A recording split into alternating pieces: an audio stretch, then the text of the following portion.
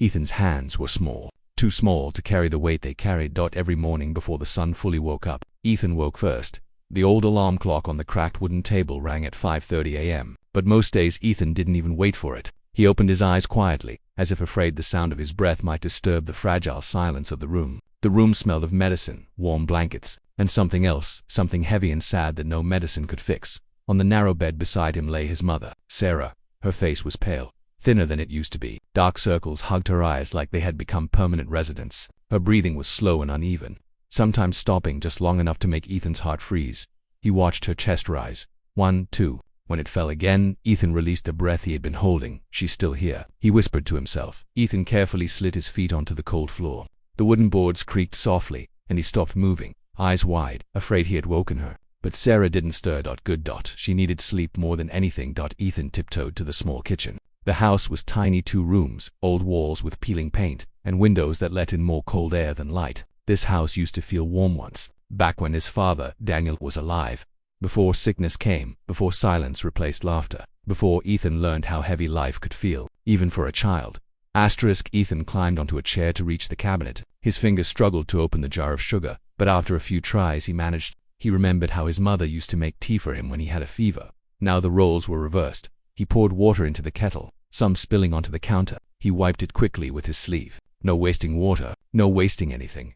Life didn't allow waste anymore. As the kettle heated, Ethan glanced at the calendar on the wall. Red circles covered many dates, doctor appointments, tests, medicine.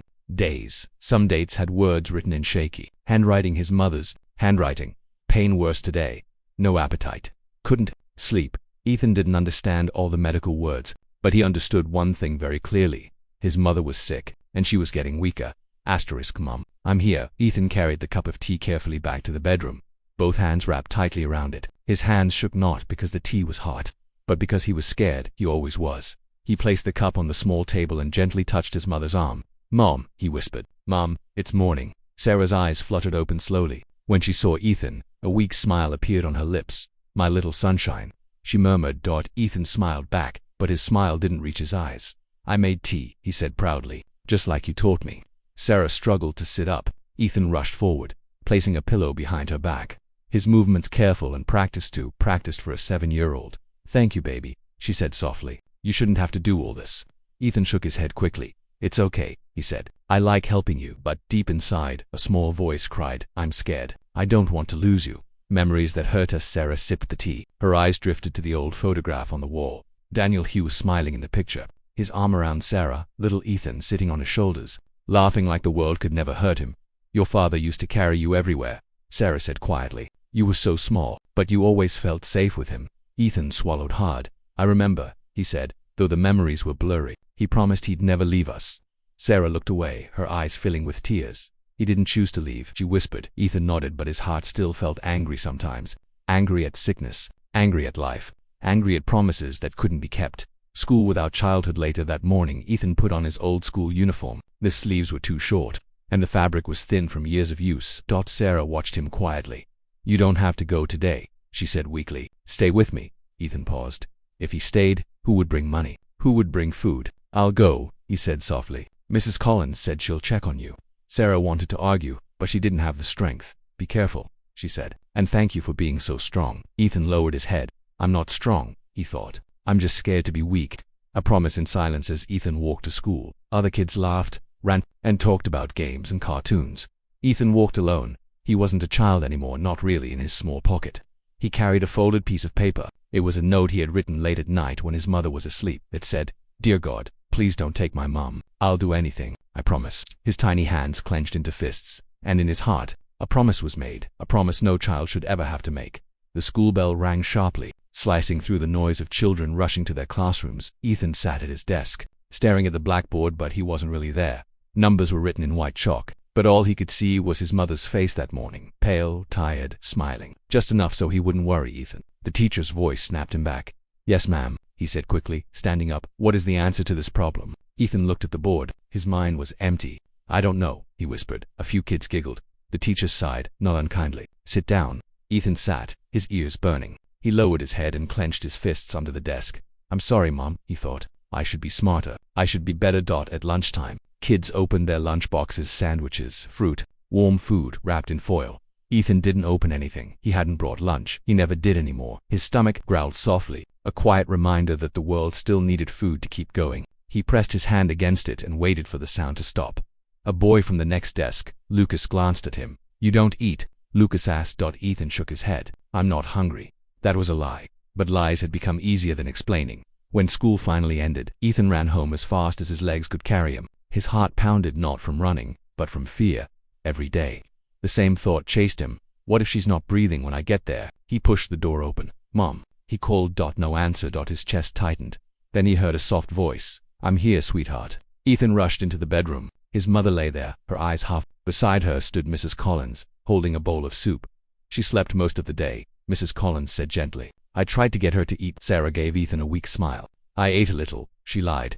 Ethan knew. He always knew. A child's quiet breakdown that night. Ethan sat on the floor beside the bed, sorting pills into a small plastic box. Morning, afternoon, night. His hand shook. "Ethan," Sarah whispered, "come sit with me." He crawled onto the bed and rested his head near her arm. "Mom," he said softly, "are you going to be okay?" Sarah closed her eyes. That question hurt more than the illness. "I don't know," she answered honestly, "but I'm trying." Ethan bit his lip. "I'll help you," he said. "I'll work, I'll clean, I won't complain. Just, please don't go." Tears slipped from Sarah's eyes. "Oh baby," she whispered, pulling him close with what little strength she had. "You're already doing more than any child should." Ethan cried silently into her blanket. He didn't want to be brave, he just wanted his mom. The weight of responsibility. Days passed. Sarah grew weaker. Ethan grew quieter. He stopped playing, stopped drawing, stopped being a child. Instead, he learned things no one taught him: how to read medicine labels, how to stretch soup to last 2 days, how to smile when his heart was breaking. One evening, he stood on a chair, wiping dust from a shelf, when he suddenly felt dizzy. The room spun, and he fell to the floor. The sound woke Sarah. "Ethan," she cried. He scrambled up quickly. "I'm okay, I'm okay." But his legs trembled. Sarah watched him, fear replacing pain in her eyes. "This isn't right," she whispered. "You shouldn't have to live like this." A mother's silent guilt. That night, when Ethan finally fell asleep beside her bed, Sarah stared at the ceiling. Tears soaked into her pillow. "I'm stealing his childhood," she thought. "Even if I stay alive, what am I taking from him?" She remembered Ethan as a baby, tiny hands grabbing her finger, trusting her completely. Now those same hands carried the weight of survival. "God," she whispered, her voice barely there, "if you must take something, take my pain, not his innocence." A letter never meant to be found. The next morning, Ethan found an envelope on the table. His name was written on it. "Mom," he asked. Sarah avoided his eyes. "Don't read it yet," she said quickly. "It's just something for later." Ethan nodded, but his heart raced. Later, when he wondered, he slipped the letter into his pocket anyway, just to keep it safe, because losing things had become his biggest fear. A storm is coming. That evening, Sarah collapsed while trying to stand. Ethan caught her just in time. "Mom," he cried, struggling to hold her up. Mrs. Collins rushed in after hearing the noise. "This is serious," she said firmly. "She needs help now." Ethan's world tilted. An ambulance arrived.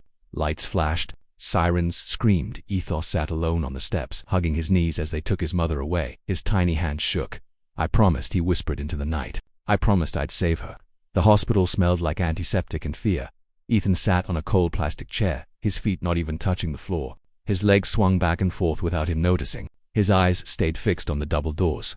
Where they had taken his mother, they had moved fast, too fast. One moment she was in his arms, weak and shaking. The next she was gone behind white doors. "Please," Ethan whispered, his fingers digging into the fabric of his worn jacket. "Please be okay." Minutes passed, or maybe hours. Time didn't feel normal anymore. The doctor's voice. Finally, a doctor stepped out. He was tall, with tired eyes and a voice that sounded careful, like every word might break something. "Are you Ethan?" he asked gently. Ethan jumped off the chair. "Yes." "Is my mom okay?" The doctor hesitated. That pause hurt more than any word. "She's stable for now," he said, "but she's very weak. We're running some tests." Ethan nodded quickly, not really understanding, but clinging to the word stable like it was a promise. "Can I see her?" The doctor looked at him for a long moment, then nodded. A mother behind glass. Sarah lay on the hospital bed, wires and tubes surrounding her like a cage. Ethan stopped at the doorway.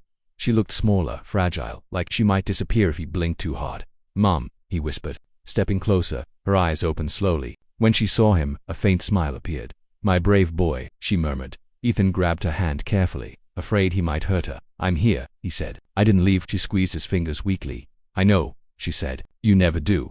Words a child shouldn't hear. Later, while nurses adjusted machines, Ethan sat quietly in the corner. He pretended to play with a toy car Mrs. Collins had given him, but he was listening.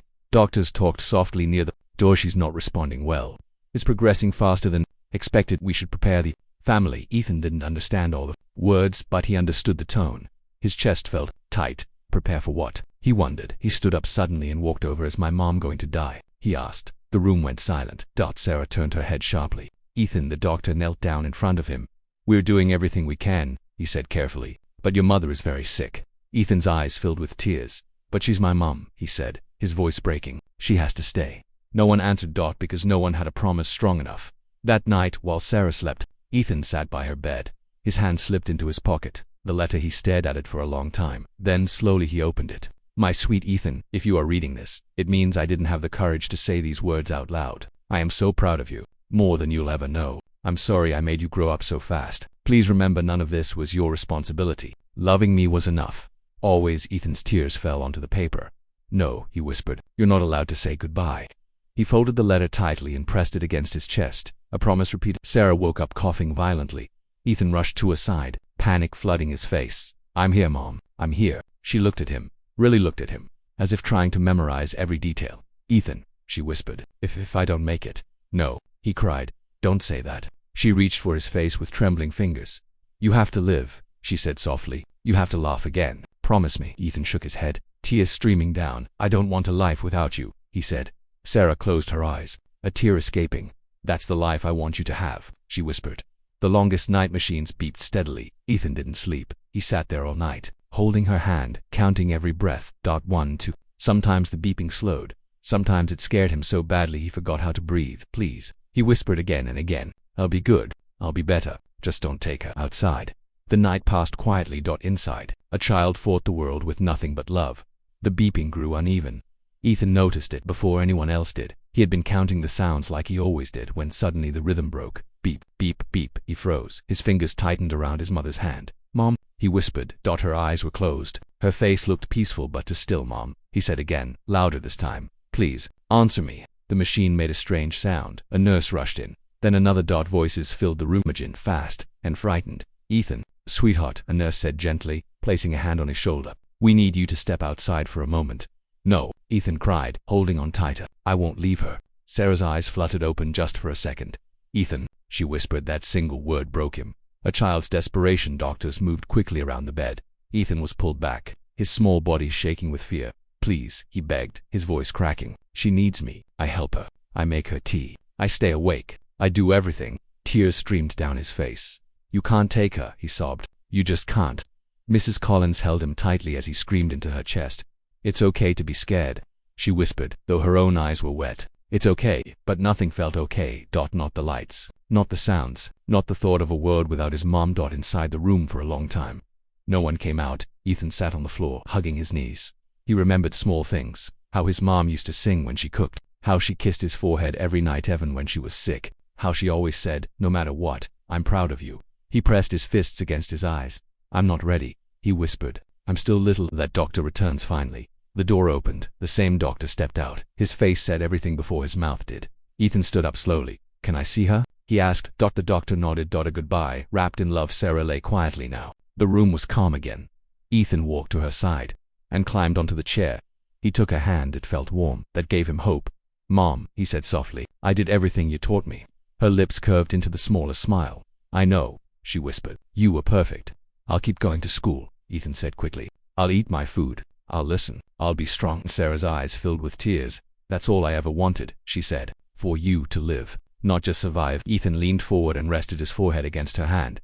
I love you, he said. So much. I love you more than all the stars, she replied faintly. Her fingers squeezed his jugs once, then rested. The silence. The machine slowed, then stopped. The room went quiet in a way Ethan had never known. He waited. 1 second to Mom, he whispered. No answer. The doctor gently shook his head. Ethan didn't cry right away. He just stared, like if he didn't move, maybe time would go backward. Then he screamed, a sound full of pain, fear, and a love too big for his small body. After the storm, Ethan sat alone with a letter in his hands. He read the last line again and again. Loving me was enough. He finally understood he hadn't failed. He had loved her with everything he had, and that love was bigger than sickness, bigger than fear, bigger than goodbye. The house felt different without her, too quiet, too empty. Ethan stood in the doorway, his small bag hanging from his shoulder. The air smelled the same medicine, old blankets, but her voice was gone. No soft good morning, no tired smile, no gentle hand on his hair. Mrs. Collins stood behind him. "You can take your time," she said softly. Ethan nodded, but didn't move, because moving meant accepting something his heart still refused to believe. A room full of echoes. Ethan walked into his mother's bedroom. The bed was neatly made now, too neatly. He touched the pillow, pressing his face into it for a moment. It still smelled like her. "I'm here," he whispered, out of habit. The words echoed back at him. Empty. He climbed onto the bed and pulled the letter from his pocket. He read it again and again. Each time it hurt, but each time it also warmed something deep inside his chest. Loving me was enough. For the first time, Ethan believed it. Days without her life didn't stop. It never does. Ethan moved in with Mrs. Collins. She made him warm meals, tucked him in at night, and sat with him when he woke up crying. But some nights, Ethan sat quietly by the window, staring at the stars. "Mom used to say you live up there now," he whispered. "If that's true, I hope you can see me at school." Teachers were kinder, classmates stopped laughing. Some looked at him with pity. But Ethan didn't want pity, he just wanted his mom back. Time passed. Weeks turned into months. The pain didn't disappear, but it changed. It stopped screaming and started whispering. Ethan began to draw again. Not monsters, not dark things. He drew a small boy holding a woman's hand, and even though she wasn't fully there, her presence filled the page. Mrs. Collins taped one drawing to the fridge. "It's beautiful," she said. Ethan smiled softly. "It's my mum," he replied. A promise kept. One evening, Ethan stood beside his mother's grave. The grass was green. The sky was quiet. He placed a small paper star on the stone. "I kept my promise," he said. "I go to school. I eat my food. I try to laugh." His voice trembled. "I still miss you every day." The wind moved gently through the trees. For a moment, Ethan felt it, like a hand on his shoulder, like a familiar warmth. He smiled through his tears, growing, but never forgetting. Years passed. Ethan grew taller. Stronger, but he never forgot those tiny hands that once carried such a big heart. He studied hard, that helped others, listened when people were hurting. Because he knew what it felt like to be small, and scared, and desperate for love. One day, as a young man, Ethan stood in a hospital hallway, this time wearing a badge. Ethan Carter, a pediatric nurse, knelt beside a scared child, holding their hand gently. "I'm here," he said softly. "You're not alone." And somewhere beyond the white walls and quiet beeping machines, a mother's love lived on, not in breath, but in the kindness her son carried into the world. Final words: love doesn't end when life does. Sometimes it becomes the reason someone else keeps going. Tiny hands, big heart, a love that never dies.